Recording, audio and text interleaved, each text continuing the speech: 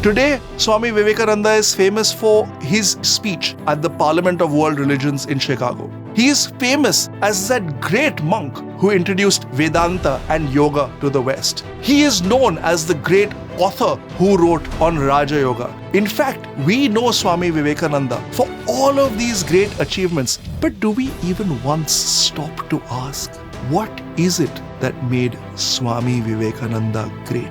The answer is this pursuit of. Namaste and welcome back to yet another video on the Bhagavad Gita.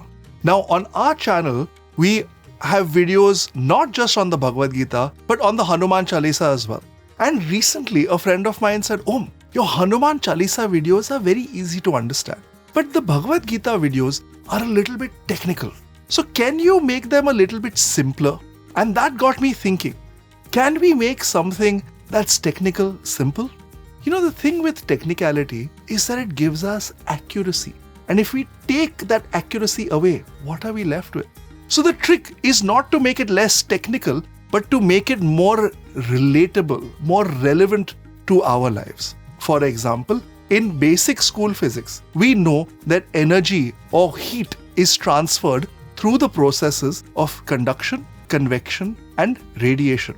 These technically may be difficult to understand, but if we see radiation as the process through which the sun gives us heat and light, then they become relatable and then we understand these concepts. So in this way, the purpose of the channel is not to make these texts more or less technical, but it is to take those technical messages and make them relevant. Why? Because when we absorb the messages of the Bhagavad Gita in a way that is relevant to our lives, it can change our lives. And if this is something that you are interested in, then make sure you subscribe to this channel now itself. It's a small step for you, but is a big help in our service to bring relevant Shastric knowledge to everyone, everywhere.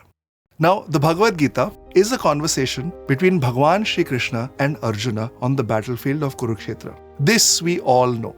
And this conversation begins with a breakdown of Arjuna, where seeing the armies assembled, he is not able to contain his feelings, and as a result of that complete breakdown, surrenders to Bhagwan, and Bhagwan starts to deliver this life-changing message. The message of the Bhagavad Gita starts with Karma Yoga, which is that the circumstances that come into our lives are our opportunities to elevate ourselves. How do we elevate ourselves? By acting without attachment. That is where Bhagwan delivers his famous message, Karmanyevadhikaraste ma phaleshu kadachana. Your duty is to actions alone and not to be attached to their outcomes. What is the result of acting in this way? Bhagwan says this is the secret of excellence. Yogaha karmasu kaushalam. Skill in action is yoga. And if you want to catch up on all of these messages, do have a look at our Bhagavad Gita playlist, which details each of these beautiful concepts one by one. But today we're going to go further, because today we consider what is the purpose of Karma Yoga. Is it purely to act without attachment? Is it purely to excel in worldly activities? Bhagwan says no. The purpose of acting in this way is for self-realization. Karmajam buddhiyukta hi phalam tyaktva manishinaha janma bandha vinirmuktaha padam gacchantyanam mayam. Shruti pratipanna te yada sthasyasi nischala samadhavachala buddhis tada yogam avapsyasi. The wise, possessed of knowledge, having abandoned the fruits of their actions, freed from the fetters of birth, go to the state which is beyond all evil. When your intellect, though perplexed by what you have heard, shall stand immovable and steady in the self, then you shall attain self-realization. We are all young, thinking people, and we might think, I don't want self-realization. All I want is to live life and be happy. Have we ever considered what happiness is? Because when we truly look at it, we will realize true, unmoving happiness comes from the self. For example, if happiness lay in a slice of chocolate cake, The first slice that we have may give us happiness. The second, third, fourth slice that we have, the happiness will diminish. By the fifth slice, we will start to feel nauseous. Once we have consumed the whole cake, and if someone offers us yet another slice, that same slice of cake that gave us happiness will now make us want to puke. The same principle applies to anything that we might want to consume in the world. The first time we drive a car, even if it is our dream car, we will feel great happiness. But the 500th time, the 1000th time, the 20,000th time, we feel that it is very normal. Now I'm thinking about something else.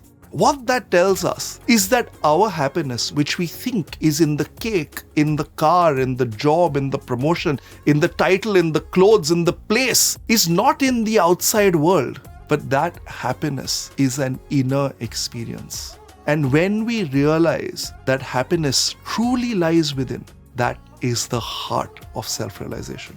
Now, this pursuit of self-realization is one that has taken place in Bharat across the centuries. And we have innumerable examples. But as Bharatiya youth, one of the finest examples that we have is that of Swami Vivekananda.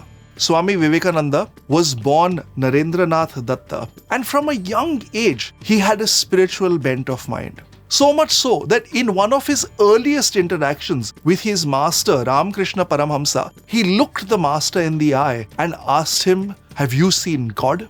And the master, overflowing with spiritual experience, looked at him and said, "Yes, I have seen God. I see God as clearly as I see you, except infinitely more intensely." This answer had such a profound impact on the heart of young Narendra that he resolved to continue his spiritual pursuits under the guidance of Ramakrishna Paramhamsa. So much so that when Narendra's father died and the whole family was plunged into penury, the young seeker did not give up his spiritual pursuit. One day, he went to Ramakrishna Paramhamsa and said, "Why don't you ask the Divine Mother to take care of my family? How can I undertake this spiritual practice while they are starving?" The master told his young disciple, "You go ask yourself." And so when he sat in worshipful meditation and the mother appeared in front of him, all that young Narendranath could ask for is devotion, dispassion, discernment, spiritual pursuit, and ultimately self-realization.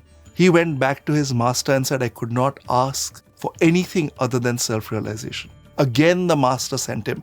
Again, the same thing happened. The third time the master sent him, the third time the same thing happened. The young seeker could ask for nothing apart from self-realization, at which point the master blessed him and said, "You continue your path. Your family will be taken care of." And so under the guidance of Ramakrishna Paramhamsa, this journey of Swami Vivekananda continued until in Kashipur in Calcutta, young Narendranath experienced what is described in the Bhagavad Gita. He entered a state of samadhi where he could not even feel his body. It was a state of utter and complete pure bliss in which he was lost for hours altogether. When he came, the master asked him, "Now what do you want?" The young seeker could only say, "I want to stay in this state for as long as possible and then come back and eat a thing or two to keep the body going." The master stopped him there and said his duty is to serve India. This pursuit of self-realization continued to propel the young seeker, who had now taken on the monastic name of Swami Vivekananda even after the passing of his master, which happened in 1886.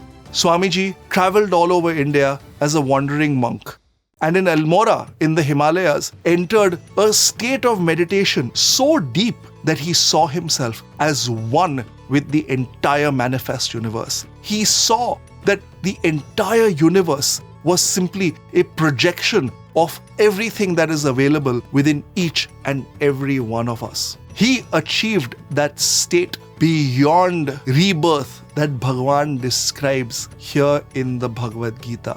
And when he came back from that state, he continued to serve.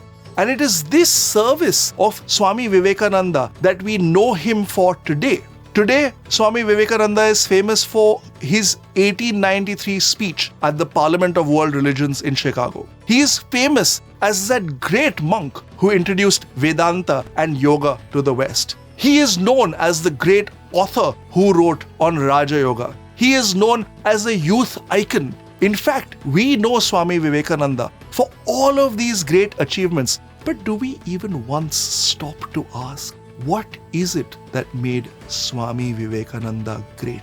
The answer is this pursuit of self-realization. It was this pursuit of inner realization that propelled him to excel in the world and leave a legacy that is breathing and beating and lasting even 100 years after he walked in this land.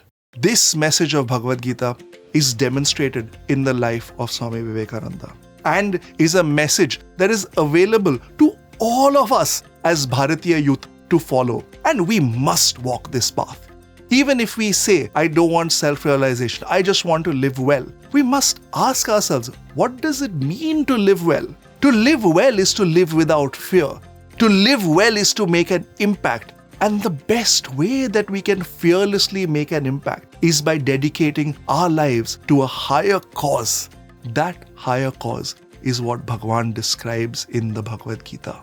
It's only by dedicating ourselves to something that is greater than what we see we are that our lives can truly achieve impact and meaning.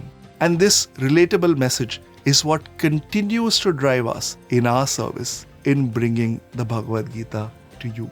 If you want to know how we can apply this message, if you want to understand, then you must watch our playlists on the Bhagavad Gita and the Hanuman Chalisa, where through various examples, we explore the deep, relevant and relatable truths of our Shastras.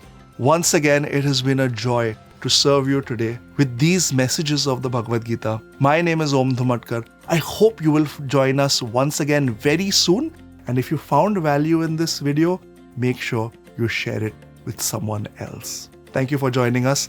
Namaste. Hari Om.